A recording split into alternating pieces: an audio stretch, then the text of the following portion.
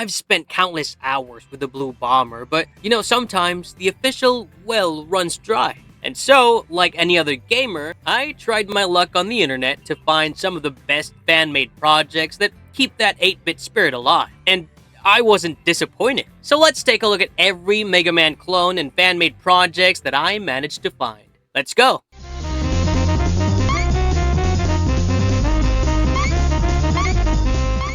Mega Mari, 2006. Released during the height of the Dojin boom, Mega Mari is a fusion of Mega Man 2 and the Toho Project universe. For those unaware, Dojin means self-published work. It is based in the mystical land of Gensokyo. Mega Mari puts you in control of two iconic heroines, Marisa Kurosame and Alice Margatroyd, who must go through a world where traditional robot masters have been replaced by various Toho characters. The gameplay has a classic 2D side-scrolling perspective, but it introduces a tag team mechanic that allows you to switch between Marissa and Alice at will. Pretty cool. Reminds me of switching between Michael, Franklin, and Trevor in GTA 5. Anyways, Marissa is a heavy hitter with her powerful buster, while Alice is more on the defensive side. You'll find yourself managing complex projectile patterns while utilizing stolen spell cards that act as your boss weapons. For me, the Great Library and the Scarlet Devil Mansion levels are my favorite. And if you're someone who wants their patience tested,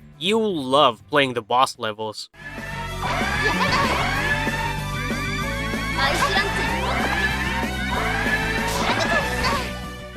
Rosenkreuzstilette, 2007. Okay, this name is a mouthful. Rosenkreuzstilette trades sci-fi robots for a medieval fantasy setting. We are Spiritia Rosenberg, a young magician who is forced to fight against her own comrades in the Rotekreuz to protect the world. As you defeat the 8 Magi, you earn their crosses, which are elemental weapons that I find surprisingly creative, such as orbiting crystal shields or blades that fire at fixed angles. And, I'm very satisfied with the diversity of the levels. Snowy peaks, cathedral towers, and trap-laden dungeons. You'll get it all. My complaint is that some of this instant death spikes are placed a bit too deviously for my liking, but the overall presentation is so high quality that it's easy to forgive the occasional frustration. And oh yeah, the boss fights have a pre-battle dialogue. That definitely helps with the story aspect of the game.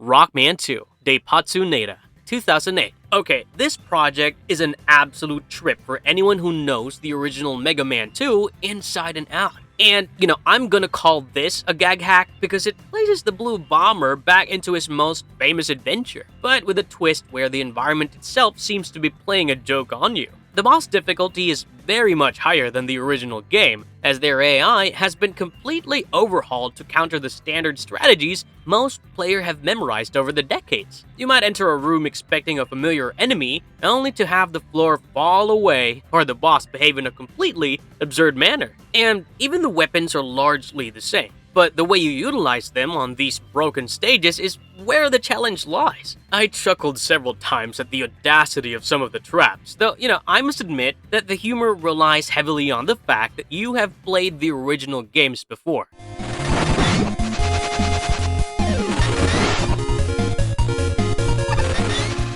Mega Man, Day in the Limelight, 2010. I've always wondered what would happen if the bosses finally won.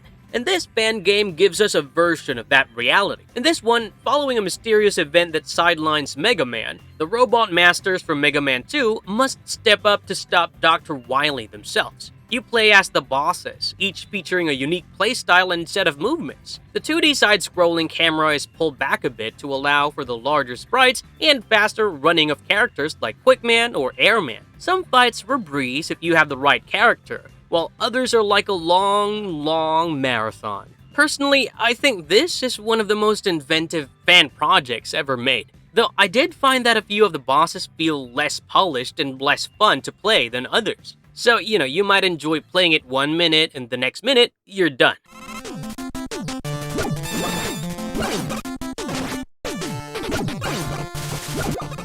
Mega Man Unlimited, 2013. Mega Man Unlimited is widely considered the peak of traditional fan-made entries, and for good reason. Set after the events of Mega Man 10, it has an entirely new roster of 8 robot masters that Mega Man must hunt down.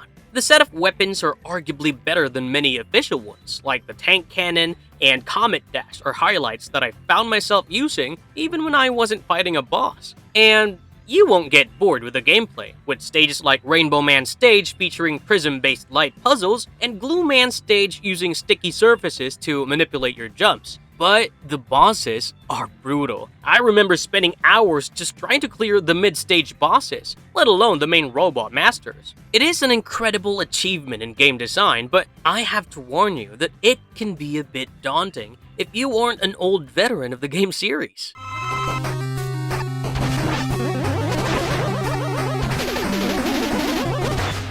Mega Man Rock Force, 2013. If you want scale and variety, Rock Force is just the game for you. Mega Man Rock Force has a third faction called the Rock Force, and they are a group of justice robots that have gone rogue. And Mega Man has to team up with some reformed robot masters like Cutman and Electman to stop them. Seriously, who's coming up with these low-effort names? Anyway, you can switch between Mega Man and these other characters, just like you did in Mega Mari, which I mentioned earlier. When you start mixing the elemental abilities of the different playable characters, you'll find the combat very fast-paced. Because of the character swapping thing, the bosses are designed with multiple strategies in mind, and this fact makes the difficulty feel much more balanced and customizable than in other fan games. Personally, I found the sheer amount of content to be overwhelming, in the best way possible, as it feels like an expansion pack to the original series. One common criticism is that the menu for switching characters can feel a bit clunky during the more frantic boss encounters.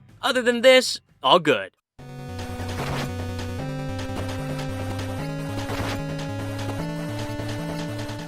Mega Man Revolution, 2013. Mega Man Revolution is a project that feels like a lost NES title that was given a more colorful palette. The setting is a standard Dr. Wily uprising and a whole new lineup of robots designed specifically for this project. I really love the soundtrack here. It has that melodic chiptune quality that defines the 8-bit era. However, I did notice some occasional technical glitches and sprite flickering that can be a bit distracting during intense platforming sections. Other than the music and a few things here and there, it's a standard Mega Man game.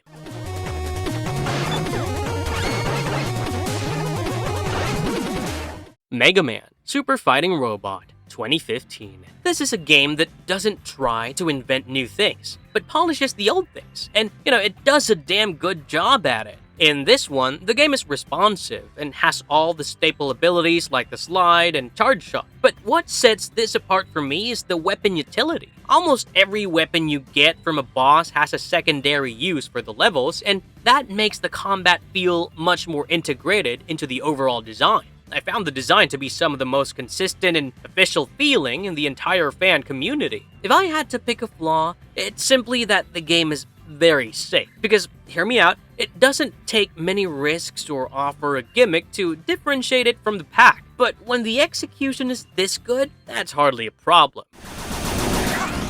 Bring it on!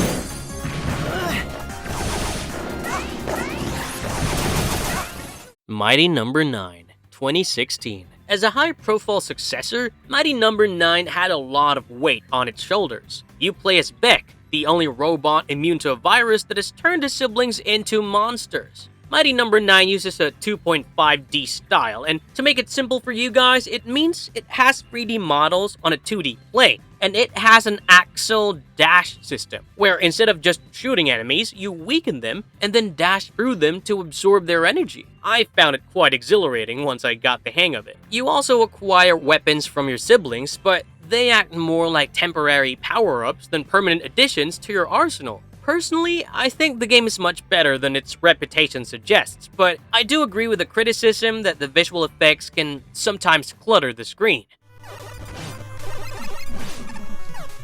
Mega Man Maker, 2017. Mega Man Maker isn't a single game, but an infinite playground. It allows players to build their own levels using assets from across the entire franchise, and then share them online. You can play as Mega Man, Proto Man, Baze, or even Roll, each with their own distinct movement sets. Like, Baze has his dash and double jump, while Proto Man has a shield. I've played everything from Capcom-style stages to absolute nightmares that require frame-perfect inputs. This has become my forever Mega Man game because there's always something new to see. As a gamer myself, the only minor issue is that the volume of levels can make it difficult to find the well-designed ones among the sea of autoplay stages.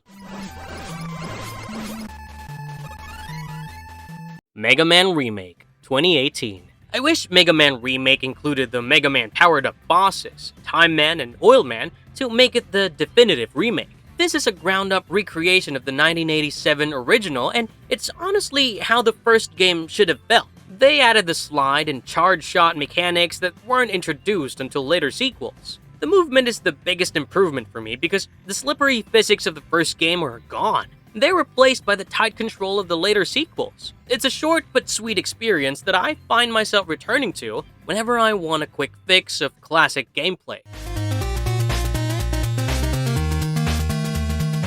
Mega Man Rock and Roll 2019. Mega Man Rock and Roll finally gives Roll the spotlight she deserves. After Wily captures Mega Man, Roll steps up with her own set of abilities to save her brother. You can play as both characters, and they feel different enough. Roll uses a melee broom attack and has a different jump arc. I love the character's specific paths in the levels. Some sections are designed for Mega Man's long-range buster, while others require Roll's agility and close-range power. For me, the chemistry between the two leads makes this one of the best fan games in existence. However, some of Roll's melee hitboxes can be a little finicky when you're trying to hit flying enemies.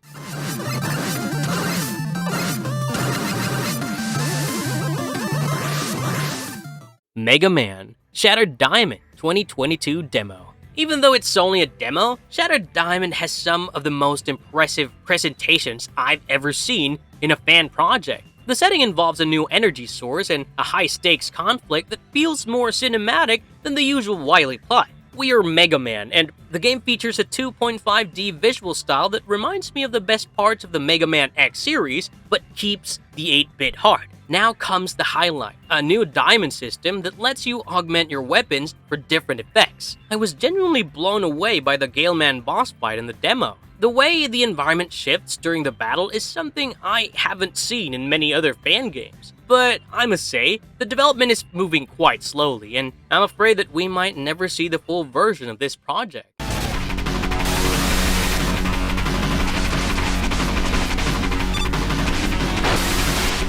Mega Man, The Sequel War, Episode Red, 2023. This project remakes the later NES games in the 16-bit style of the Sega Genesis title.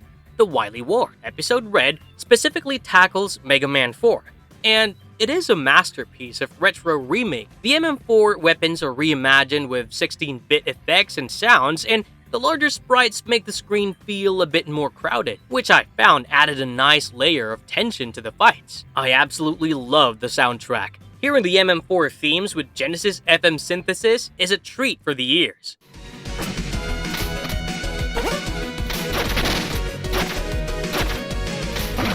Gravity Circuit 2023. I'll call it a modern masterpiece because Gravity Circuit feels like the perfect evolution of Mega Man X and Zero series. Set in a world of sentient robots, we play as Kai, a legendary war hero who must stop a rogue squad of robots known as the Gravity Circuit. Kai uses a hookshot to swing through levels and pull himself towards enemies. So the gameplay feels faster and more fluid than almost any other game on this list. I would say this is the best clone ever made. It takes the DNA of Mega Man and turns it into something entirely its own.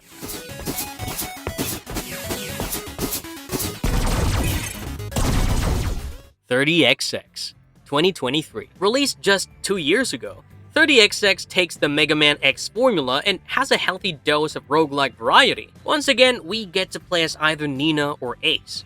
Nina uses a buster with customizable shot types, while Ace uses a saber that can be upgraded with different elemental strikes. I love the just one more go nature of the game, though I do find that the image generation occasionally results in some awkward platforming sections that lack the tight design of a handcrafted level. Looking at the quality of these projects, It's clear that the community's love for Mega Man is boundless. There's something here for everyone. Special shout out to all the developers out there trying to keep this game alive. So, which one is your personal favorite? Let me know in the comments below.